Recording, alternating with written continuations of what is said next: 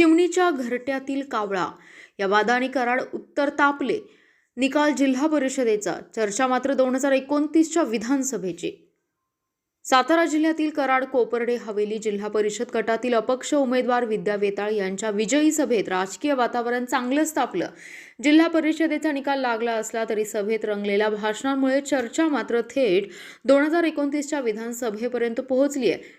विजयी सभेत रामकृष्ण वेताळ यांनी भावनिक आवाहन करत चिमणीच्या घरट्यात घुसलेल्या कावळ्याला बाहेर काढूया असा टोला लगावत कराड उत्तरमधील विद्यमान लोकप्रतिनिधींवर अप्रत्यक्ष निशाणा साधला। या वक्तव्यामुळे राजकीय वर्तुळात खळबळ उडाली आहे। भाजपच्या तिकीट वाटपावरून निष्ठावंत कार्यकर्त्यांवर अन्याय झाल्याचा आरोप यावेळी करण्यात आला।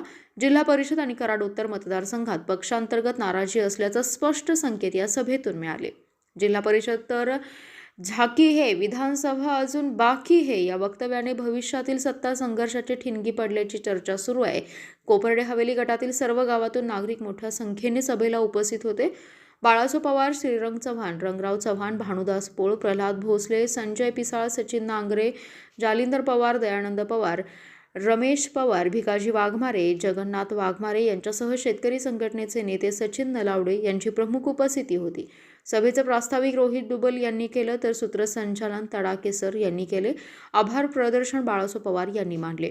दरम्यान जिल्हा परिषदेच्या विजयानंतरही कराड उत्तरमधील राजकीय संघर्ष संपलेला नसल्याचं चित्र स्पष्ट झालंय।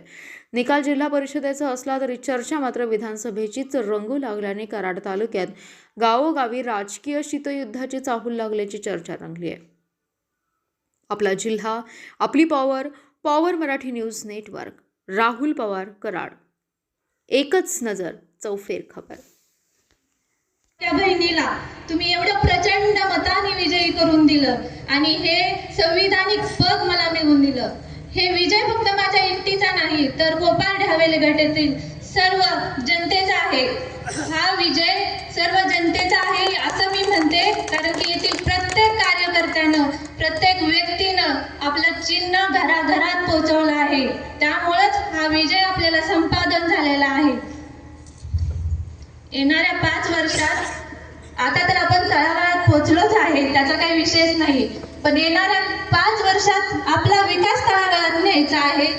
हेच मी तुम्हाला सांगणार आहे। तुमचे गाव पातळीवरील सर्व कामे आणि तुमच्या काहीही वैयक्तिक समस्या असतील त्या नक्की सोडवण्याचा मी प्रयत्न करेन। येणाऱ्या विधानसभेच्या निवडणुकीसाठी मला तुमच्या सर्वांची गरज आहे। तुम्ही सर्वांनी माझ्या पाठीशी आता जसं खंबीर उभं राहिलात तसंच तुम्ही येणाऱ्या विधानसभेसाठीच्या तयारीसाठी खंबीर उभं राहायचं आहे आणि आपल्या भाऊंचा विजयाचा गुलाल आणायचा आहे। मी जसं म्हणलं होतं ना पहिल्या सभेत की विजयाचा गुलाल आपलाच येणार, खरं झालं ना? तसंच आता आमदारकीचा विजयाचा गुलाल भाऊंचाच येणार। हे आम्ही आमच्या विकास कामात तर दाखवणारच, पण तुम्हीही दाखवून द्यायचं आहे सर्व जनतेला, कराड उत्तरला। एवढं बोलते आणि थांबते। जय हिंद, जय महाराष्ट्र। धन्यवाद मंडळी। प्रामुख्यानं माझ्यासारख्या सामान्य कार्यकर्त्यावरती विश्वास ठेवून ज्यांनी ज्यांनी या कराड उत्तर विधानसभा मतदारसंघामध्ये निवडणुका लढल्या ते असे सगळे माझे बिनेचे शिलेदार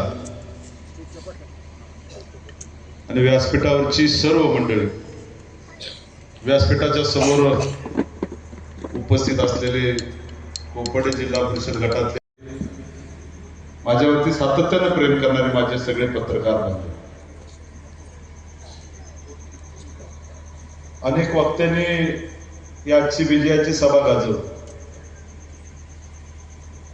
खरं तर इलेक्शन झाल्यावरती लोक जमवणं खूप अवघड असतं। इलेक्शन मध्ये लोकांच्यात एक करंट असतो